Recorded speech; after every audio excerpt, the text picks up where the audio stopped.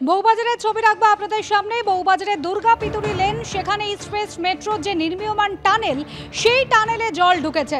ইতিমধ্যেই ঘটনাস্থলে পৌঁছেছেন ইঞ্জিনিয়াররা, পরিস্থিতি খতিয়ে দেখছেন। গতকাল রাতে ইস্টওয়েস্ট মেট্রোর যে নির্মীয়মান টানেল, সেই টানেলে জল ঢোকে। তড়িঘড়ি স্থানীয় বাসিন্দাদের সরিয়ে দেওয়া হয়। मेरा सफेद तुरंत खुले, भरपूर झाग दे और इसकी स्मार्ट साइंस दे स्मार्ट केयर और फ्रेशनेस। मेरी चॉइस मेरा सफेद। অরিত্রিক ভট্টাচার্য আমাদের প্রতিনিধি রয়েছেন আমাদের সঙ্গে। অরিত্রিক, কি অবস্থা? দেখো, দুর্গা পিতুরি লেনে রয়েছি এবং এখানেই ফের এই ধরনের ঘটনা ঘটলো এবং সেপ্টেম্বর মাস বউবাজার দুর্গা পিতুরি লেন কেএমআরসিএল এর কাজ, ইস্টওয়েস্ট মেট্রো টানেলে জল, সেই ঘটনার পুনরাবৃত্তি আবারও। এবং যেটা জানা যাচ্ছে যে এর আগে দুর্গা পিতুরি লেনের নিচে ক্রস প্যাসেজ তৈরির কাজ চলছিল এবং সেজন্য বাসিন্দাদের সেটা পরিকল্পনা করেই তাদেরকে সরিয়ে নিয়ে যাওয়া হয়েছিল। কিন্তু তাদেরকে নোটিশ দেওয়া হয় 1 তারিখ যে তারা ফিরে আসতে পারেন। 2 তারিখ সব বাসিন্দারা এখানে কিন্তু ফিরে আসেন হোটেল থেকে। তারপরে যেটা জানা যাচ্ছে, গতকাল রাত 10টার পর থেকে দেখা যায় যে টানেলের একটি অংশে চুঁইয়ে জল পড়ছে, এমনটাই কেএমআরসিএল ইঞ্জিনিয়াররা জানাচ্ছেন। এবং সেই জল পড়ার পর তারা আবারও মনে করেন বিষয়টা বিপজ্জনক হয়ে উঠতে পারেন এবং রাতারাতি যেটা এখানকার বাসিন্দারা রয়েছেন তাদেরকে বলেন তাদেরকে ঘর ছাড়তে হবে, হোটেলে যেতে হবে। এই যে বাড়িগুলো রয়েছে, আমি শ্যামল জানাকে দেখাতে বলবো, এই যে বাড়িগুলো রয়েছে তার অধিকাংশ বাড়ি থেকেই কিন্তু লোকজনকে সরানো হয়েছে। কেএমআরসিএল এর হিসেব 11টি বাড়ি থেকে 52 জনকে সরানো হয়েছে, এমনটাই তারা জানাচ্ছেন।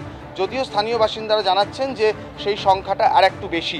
সার্বিকভাবে যেটা দেখা যাচ্ছে যে এই মুহূর্তে বাসিন্দাদের আবারও হোটেলে পাঠানো হয়েছে। জল ভেতরে চুঁইয়ে পড়ছে, সেই জায়গাতে ইঞ্জিনিয়াররা পৌঁছেছেন, সেই বিষয়টি দেখছেন এবং এখনও তারা বলছেন গ্রাউটিংয়ের মাধ্যমে সেই জল আপাতত বন্ধ করা হয়েছে। কিন্তু কিভাবে এই ঘটনা ঘটলো, পুরো জায়গাটার পরিস্থিতি কতটা বিপজ্জনক, সেই বিষয়টা খতিয়ে দেখা হচ্ছে। আগামী 48 ঘন্টা পুরো জায়গাটিকে অবজারভেশনে রাখা হবে, পুরো জায়গাটিকে নিয়ন্ত্রণে রাখা হবে এবং তারপরেই কিন্তু বাসিন্দাদের ফেরানোর কথা ভাবা হবে। যারা বাসিন্দারা রয়েছেন তাদের 2-1 জনের সঙ্গে একটু কথা বলবো। আপনাদের কালকে কখন জানানো হলো? আমি জানতে পারলাম তখন 12:30। তারপর রেডি হয়ে বেরোতে বেরোতে আমাদের প্রায় 1:30 কাছাকাছি হলো। বেরোলাম এখানে 1:45, তখন বৃষ্টি এসে গেছে। তখন কী করবো আমরা নিজে ভেবে পাচ্ছি, যা পেরেছি তেমনভাবে রয়েছি। মানে বলতে গেলে আমরা প্রায় অচৈতন্য ঘুমিয়ে পড়েছি। আমার ওয়াইফের নার্ভের ওষুধ খেয়ে ঘুমিয়ে পড়েছি, আমি ঘুমিয়ে পড়েছি। তাড়াহুড়ো করে উঠেছি, উঠে এবার যে বেরোতে হবে বলে আবার বেরোতে হবে, এই তো বেরোলাম আবার বেরোতে হবে, এইভাবে চিন্তা ভাবনা। তবে ঘরে যা ছিল মোটামুটি টুকটাক নিয়ে বেরিয়ে গেলাম। নিয়ে দিল একটা ধারধারা গোবিন্দপুরে হোটেলে দিয়ে দিল, না আসা যাওয়া করতে হয় অত দূর থেকে। তারপর বাড়ি ঘরগুলো ফাটল ধরে দেখছি, একটা ফাটল ধরেছে, আর একটা ফাটল ধরেছে, চারিদিক দিয়ে ফাটল ধরতে শুরু করে দিয়েছে। এখন আবার যদি বলে ঠিক আছে ঢুকে পড়ুন, তাহলে কী বলবো, কী নিরাপত্তা বলতে? বারবার এই ঘটনা ঘটছে, মানে 5 বছর প্রতি বছরই একটা না একটা লেগে আছে। এই জন্য কী বলবো, আর এদের কাজের ঠিক নেই। মানে এটা উন্নয়ন করতে গিয়ে যে কী যে আমাদের উন্নতি থেকে শেষ করে দিচ্ছে ভগবান জানে, এদের কিছুই করার নেই আমাদের। আপনারা তো কাউন্সিলরের সঙ্গে কথা বলছেন, সাংসদকে জানেন, উনি বা কী বলবেন, উনিও তো দেখছেন, কিন্তু ওনার বক্তব্য উনি বলছেন। কিন্তু আমরা বাস্তবিকভাবে যেভাবে আমরা ভুগছি সেটা তো অনেক বাইরের লোক তো বুঝতে পারবে না, কিন্তু উনি তো ফিল করছেন যে আমাদের হয়ে যে এটা করছে, উনি বলছেন। কিন্তু এটা তো ঠিক নয় না। একটা যে কোনো একটা পরিস্থিতিতে আসুক রেল, যাতে আমাদের যাতে নিরাপত্তা দিক, পরিষ্কার কাজ করে আমাদেরকে ভেতরে ঢোকাক।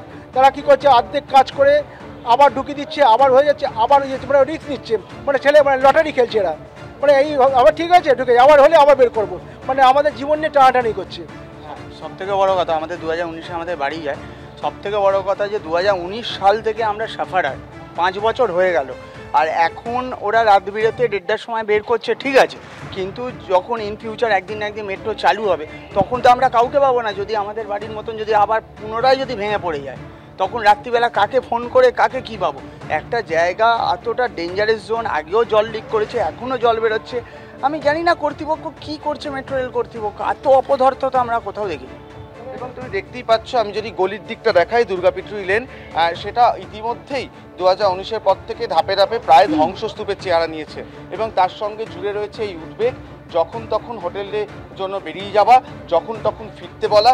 সার্বিকভাবে কিন্তু এই এলাকার মানুষ অত্যন্ত বিরক্ত এবং উদ্বিগ্ন। একেবারে স্থায়ী সমাধান কবে হবে সেই প্রশ্নের উত্তরে খুঁজছেন স্থানীয় বাসিন্দারা। ধন্যবাদ অরিত্রিক।